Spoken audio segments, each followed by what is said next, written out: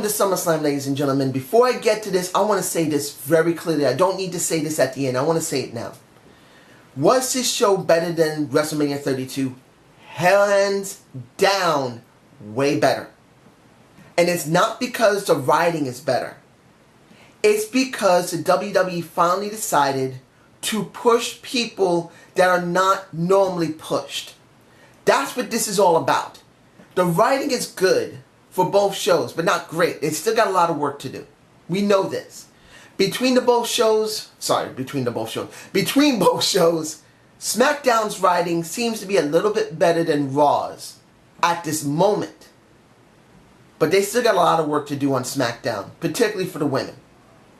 But when you look at how much they pushed different people than we normally see on their shows and pay-per-view, it easily outstrips WrestleMania. Easily. WrestleMania is nothing compared to this because of the surprises that we got. Now I'm going to go for the kickoff very quickly because there's no real reason to talk about it much.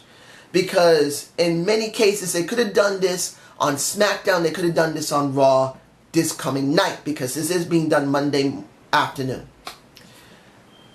We got the 12-man tag, we got a tag team match, and then we have a best of 7. Let's get the 12-man tag over with, which has already been done on SmackDown. I believe that they didn't need to do this. They could have left this for SmackDown and let American Alpha have their first match against the Usos. Because at the very end of that match, which wasn't bad, pretty much the same thing we got on SmackDown. A good match of 12 men. But when you see Jey Uso have an attitude against Jordan and Gable, you wonder, does this mean they're going to be going after each other? And will we actually get a chance to see the new SmackDown tag team titles this week or next week? I don't know if they've actually announced it for this coming week. It'll probably be by Backlash, I believe. I think that's their next pay-per-view. No, their first pay-per-view, Backlash. I could be wrong. I believe it is. It's notoriously, they always use Backlash for SmackDown anyway. But anyway, that's what it's for. The Dudleys, you wonder what they're doing with the Dudleys because it's sad. The Dudleys should be in the main picture. The Dudleys should have had the titles. And I'm not saying I don't love New Day, which I'll be talking about later. But what was the point of bringing back the Dudleys if they're going to be jobbing on the pre-show? And it's to... Sami Zayn and Neville could be a very good team, but to be honest, why did the Dudleys have to job here and have to be showing dissension between each other? Honestly. And Cesaro versus Sheamus, best of 7 and Sheamus wins.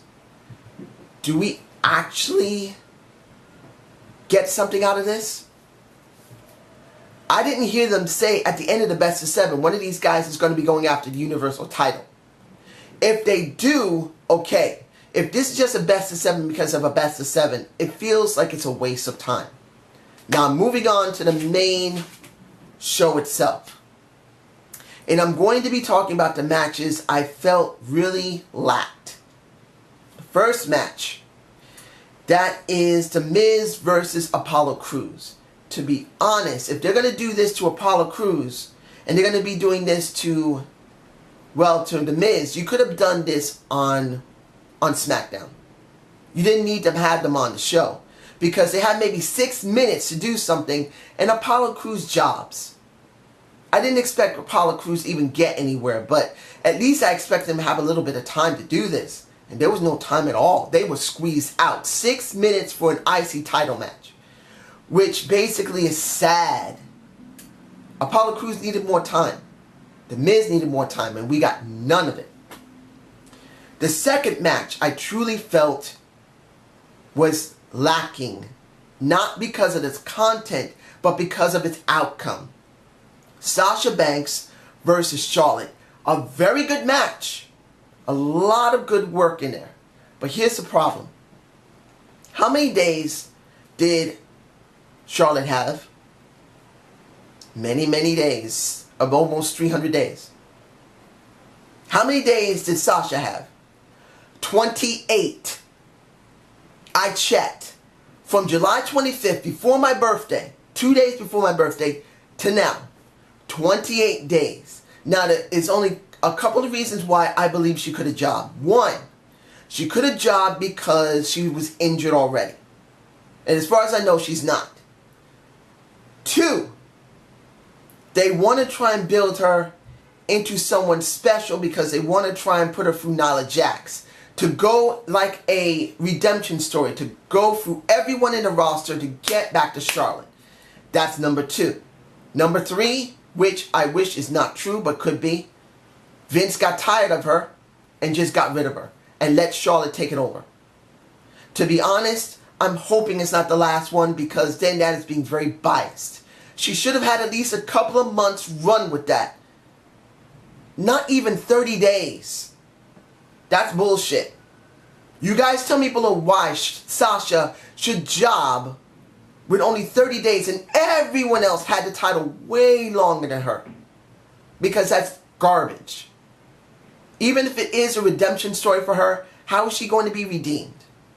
I'm just saying that because that's the only other option you got with Sasha Banks. Now we move on to the things I liked and then the things I was surprised about. The things I liked. New Day versus Anderson and Gallows. I wasn't too fond of Jon Stewart being there, but he did add on to it. The crowd throughout the entire show was very good. The Barclays Center was very hyped for hearing the New Day coming in.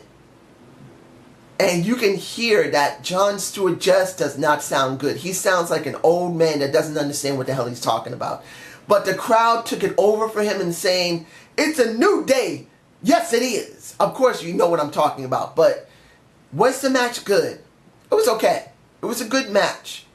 But then we get Big E coming back. And Big E beating the crap out of both of them. And then drinking the juice for where that egg was. Ew. I'm not going to put it up. Unless I change my mind, I'm not putting that image up of him drinking some of the juice where that egg was and then spitting it. Not necessary. But the New Day is the most over team we have in the WWE, hands down. I don't see this train running out too soon. Next, the match I didn't mind, but I wanted something more for one person. The 6-women tag, where we got the return of the Nikki Bella. We didn't see anything of Eva Marie. And the opening of it, the opening had the woman next to the one who is most cheered for, and that is Naomi. Naomi dancing her ass off. And I know you're going to say, well, of course, she's a former dancer. Of course she's going to be cheered for. No. No. No. I'm saying that she's cheered for not because she's a damn good dancer and I think one of the best in the WWE. It's the point that people do love Naomi. Carmella, they barely cheered for. And she's supposed to be really liked from NXT. And I've already said this myself. Carmella's personality is very generic. She needs better work like Alundra Bliss. They're almost exactly the same. But when it comes to Naomi, and hell, Nikki Bella for that matter, those were the women that was the most cheered throughout the entire match. Whenever Naomi came out, they cheered for her. Whenever Nikki Bella came out, they cheered for her. And it was Carmella, I believe, that basically jobbed for Nikki Bella. I'm not surprised about that. Nikki Bella getting the win, and now she's on SmackDown because she's going to be with John. But here's the thing, two things. One, I want to see Naomi have more time to do something. Because when it comes down to it, she is one of the most entertaining women. She's reminding me of Damien Sandow now. The crowd went crazy for her now with her new appearance, with her new music, with her ability that she's showing, that she's always shown, but now has a little more time because they're letting her show her personality. She needs more time. And next, when are these women going to have a freaking title match? Any one of them. Naomi, Becky Lynch, Nikki Bella, unless she's going to go to Raw, which I don't think so. She's on SmackDown. Natalya, and anyone else. Even Eva Marie has the right to try and get a title. Now, either they're going to give us a title on that channel, well, not channel, that show, or I have a feeling Charlotte's not going to go back and forth between the shows, and there's not going to be one freaking title for the women on SmackDown. I hope I'm wrong, that they're going to be doing a SmackDown women's title, like they're going to be doing a SmackDown tag title. They need to do it. I don't care if they sound the same. SmackDown women's title, SmackDown women's championship. I don't fucking care. Give these women something to do. Now, let's move on to what I liked about Rusev and Roman Reigns. As you've seen from my previous videos, I did not know if Roman Reigns was going to job here or was he going to win the title. If he jobbed, that means he was going to be tasting the shit and he was going to have to like the taste of it. If he didn't job, that means they might have forgiven him and then they're going to let him rebuild himself and then they'll eventually drop the US title and then he'll move on to something else. They gave us none of that. They decided because of this feud with Rusev, and it kind of is confusing, because it would have been better for Rusev to insult Roman Reigns' heritage, or his wife for that matter, unless they did that on Twitter. Then Rusev wanted to defend his wife's honor, which he could not because he got his ass handed to him on last Raw. The person that should be the destroyer here should be Rusev, but in actuality, it's Roman Reigns. Roman was attacked by Rusev.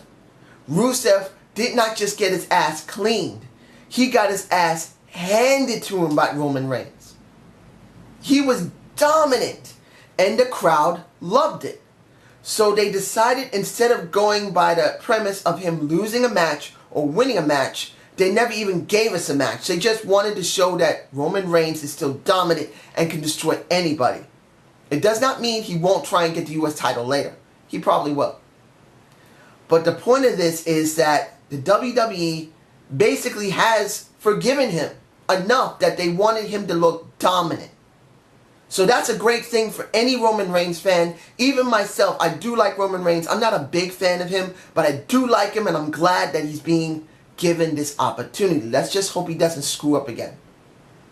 Either because he took some medicines that made the wellness program say, well, you're doing drugs, or he actually did a drug. We still don't know which one it is, and I'm not going to ask about it. Now, let's see here. What else? There's a lot of content here, ladies and gentlemen. Enzo and Big Cass versus, what is it, Y2KO. Opening up the show was beautiful. That truly hyped up the crowd. How Enzo talked, how Big Cass talked. I mean, even JoJo looks so gorgeous. It is so hard not to fall in love with such a beautiful woman. Even JoJo looked damn good. In the end, what did we really get? We got the heels winning, which is alright. But what does this really mean for Jericho and it means for Kevin Owens? Will they be going into the main title picture against New Day? Will Enzo and Cass be given a chance to be pushed to go to New Day? I don't know. I just don't know. But I didn't mind the opening at all. I thought the opening was going to be maybe some music or something. I'm glad it wasn't. I enjoyed it. The second thing. What is the second thing? You know what? I'm moving on to the surprises because there's not much left. The first surprise. Dean Ambrose versus Dolph Ziggler. Well, I could say that this really wasn't a surprise, but the way it looks to many people, I'm sure it's going to be a surprise. Because the way they booked this was kind of like what happened with Bret Hart and HBK. Bret Hart, the older veteran, going against the new guy in a Shawn Michaels. When you got Dean Ambrose, he's the new guy who's got the title. He's making names and kicking ass. Then you have Dolph Ziggler, who's been around for a while, who's established, who is considered not able to win the big one. And in the end, Dolph Ziggler put up a great show, as Dean Ambrose said, but in the end he loses. So that was a bit of a surprise that Dolph was going to lose, but I'll say in this respect, I was surprised they pushed Dolph as hard as they did. But I'm not surprised that he didn't win and he jobbed. That's the way I feel about it. Now the question is going to be, is Dolph going to stay in the main title scene or not? Because after this, of course Dolph is probably going to be doing a heel turn. He should. If he doesn't, it's dumb. He needs to be a heel because he's way better than that. He's way better as a heel. That's just how I feel about it. The second surprise, Cena versus AJ Styles. I could have left this for the end, but you know the reason why I'm not going to. AJ Styles, I did not expect to win this. I'm being honest here, ladies and gentlemen. In a basic sense, this is their first match. Even though they've already had a previous match and AJ won it due to interference. But I didn't expect John to job so cleanly that not only did he lose by making himself look doubtful in himself. And then taking off his armband saying never give up, and he left it in the middle of the ring. I didn't expect him to do that. It doesn't mean this is still going to be great, because let's be honest, even after doing something like this, AJ could still be buried. But after winning, I'm not sure now. I am very surprised. I looked at my television like, what the hell? Did he just job clean and make it look good, really good? Holy shit. I won't lie, I was shocked. So I'm glad to see they pulled the trigger on people you would not expect them to pull. AJ needed a win. AJ needed more, particularly that this storyline sucks so bad. That AJ's saying, you're a liar, that you're all this stupidness, why are you still here? That's what we've always got from John. But at least he won this. Let's just hope that 2 more wins will not be John Cena. Let's hope something different will come from John. The next thing I'm going to talk about, Finn Balor versus Seth Rollins. That's another one I was shocked about. I understood that it was a good chance that Seth was going to win. A lot of people wanted to see Seth, but particularly they were going crazy over Finn. The match, I believe, was the best match of the night. I believe out of all the matches we had, it was the best. The best. It told the best story. It had the best ending. How Finn came out as Balor was beautiful. It really seemed to work perfectly in this situation. And he won with the coup de grace. And now he is the first crowned WWE Universal Champion. I am 100% happy about this. Not because Finn is a better wrestler than Seth Rollins or a better talker. Let's be honest. Seth is a way better talker than Finn Balor. At least right now, because Finn has never been on such a big stage as he's been before. But you would not expect the WWE to actually pull the trigger on using a established NXT guy who just came up compared to an NXT guy who's been on the main roster a couple of years that you choose to be in this match. They've gone mainly with new guys. And I'm totally shocked and I'm totally happy about that. Something different from the WWE that's going to carry over to SmackDown and Raw. Now, the final thing, if I'm forgetting anything, I'm sorry. I don't want to linger with this. Am I forgetting anything? I don't think so. If I am, I'm sorry. Brock Lesnar versus Randy Orton. I'm going to be honest here. I did not feel that should be the ending of the show before I saw this match. I felt that this should not be the ending of the show. It should have been Finn Balor and Seth Rollins because, hell, Finn should have that win. But after seeing this, no. It actually was in the right place where it needed to be. It was the right match to have end the show. Seeing that Brock Lesnar not only destroyed Randy Orton, but cracked his head open and made him bleed. I did not expect him to go that far. It was a good match. Of course, TKO for Brock Lesnar. He didn't have to pin him. He didn't have to submit him. He just wiped his ass out. And then you wonder what's going to happen now with Shane McMahon and Brock Lesnar, because Shane just got F5'd. Does this mean Shane's going to have a match with Brock Lesnar? Does this mean Brock Lesnar is going to be coming back for a little while? Is he going to be staying on Raw and maybe Randy Orton's going to want a rematch? I don't know. I am completely baffled about this, and it's a surprise, and I'm happy about it. And that's what makes me happy about this show. It's not that the content was incredibly good. It was the fact that the content was surprising about what they were willing to finally do by pushing new people. The storylines are still going to be storylines. They're not all going to be good. But at least now we got something that gives us hope that because of the brand split, we're going to have good content for SmackDown, good content for Raw, and we don't have to be such critical fans anymore. We can just be fans if they continue rising like this. Give us something different every time. But this is just my point of view. I hope you enjoy this, and I hope you enjoy this review of SmackDown 2016. Not SmackDown. I'm thinking about SmackDown because I want to know what's going to happen with Randy Orton. So I hope you enjoy the Summer Slam review. Please give me a comment below. Watch my little slice of Raw later tonight. Right after Raw, I do a little video review of one thing that happened on Raw. Just one. Keep an eye out for it. Have a good day and have a good night.